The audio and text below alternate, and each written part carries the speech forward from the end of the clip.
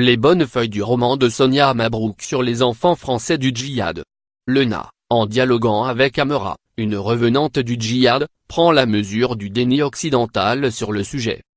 Elle a constaté aussi combien cette stratégie d'omerta avait gagné l'Occident, notamment la France où certains intellectuels refusent de voir un lien entre religion et terrorisme islamiste, et tendent, ainsi, un piège aux modernisateurs de cette religion qu'elle aime en elle-même. Lena, du reste, en veut à l'intelligentsia qui se drape de valeurs humanistes mais étouffe un débat à ses yeux salutaire.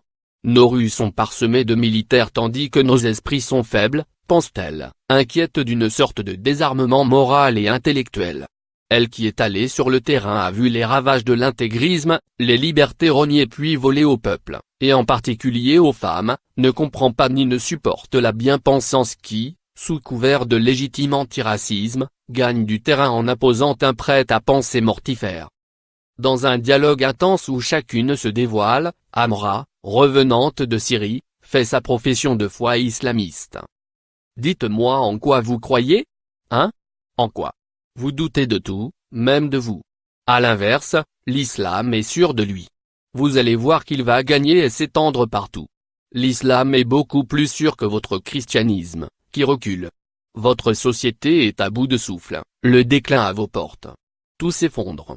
Votre civilisation pourrit par la tête, comme le poisson. Et sera très vite remplacée. Vos églises sont vides. Vides. On en arrivera à les récupérer pour les transformer en mosquées, ces mosquées pas assez nombreuses pour nos pratiquants. Votre culture s'éteint, votre spiritualité se disloque, vos traditions disparaissent petit à petit. J'ai lu tout ça en prison. Je me suis beaucoup renseigné.